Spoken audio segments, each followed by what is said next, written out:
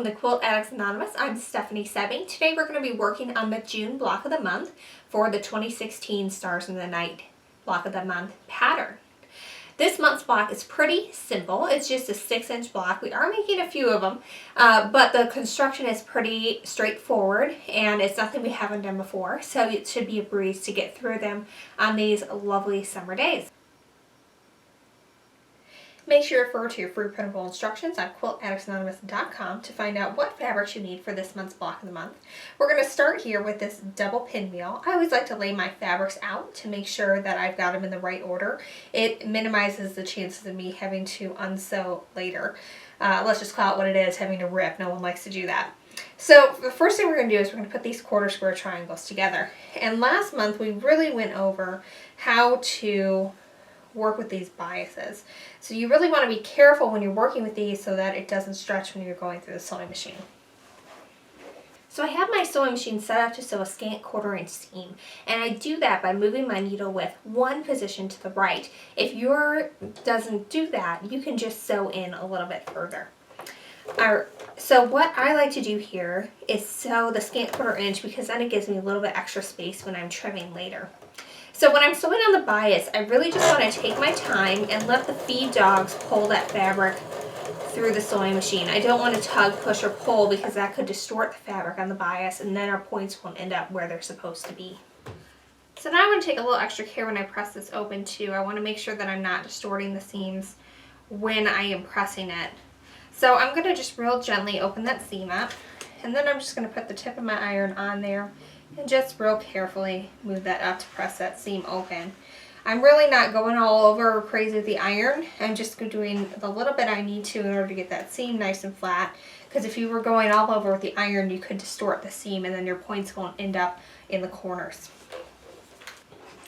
Now it's time to put this back together with the other half. Now it's important to note that the way I've written the pattern, this part of the block is going to be a little smaller than this one, and that's okay. So what you want to do is just place these right sides together, make sure that your centers are lining up, so that way, you know, this goes right out to the point if you were to continue drawing a line here. And then we're just going to put this through the sewing machine.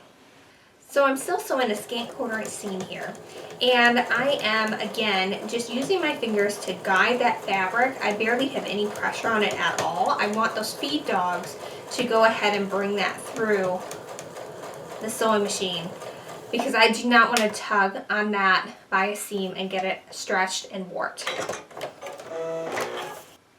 Since these blocks are so tiny, they're only 6 inches finished, I'm going to want to make sure that I press the seam open because it will reduce the bulk in the finished block and help those lay nice and flat. So when I press them open, I like to press them from one side and then flip it over and get it good and flat. Again, I'm not really going crazy with the iron because I don't want to warp this bias seam. Alright, this is kind of the moment of truth. We have to see how we did here. So I'm going to get this lined up so that I can tell how it's doing. We're going to trim this up to 2.5 inches square. And to do that, we want to make sure that all our points are where they're supposed to be. So I've got my 45-degree line of my ruler along that sewn edge. And then my 2.5 inch mark is right where these two come together. We want to make sure that point's right in the corner.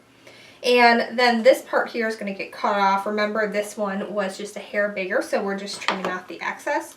The other one should be pretty close already, but by doing this, we're really ensuring that our points are where they're supposed to be and that we have a nice square block to work with, which makes those quilts lie nice and flat.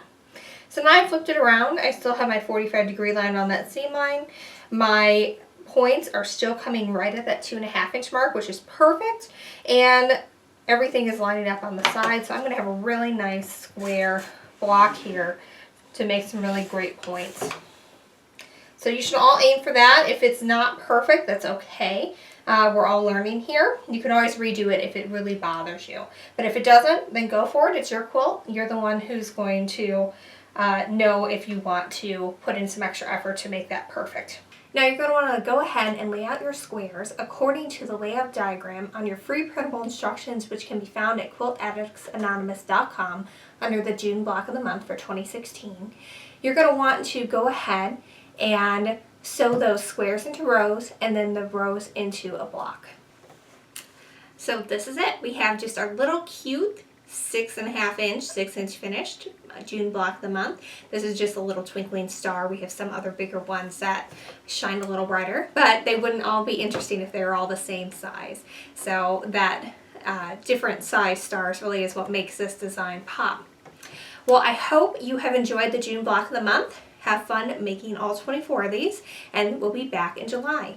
Don't forget to go to quiltaddictsanonymous.com to get your free printable instructions for this month's pattern. You can get those by clicking on the block of the month section and then clicking on 2016. Thanks so much for following along. I'm Stephanie Semming. Happy quilting!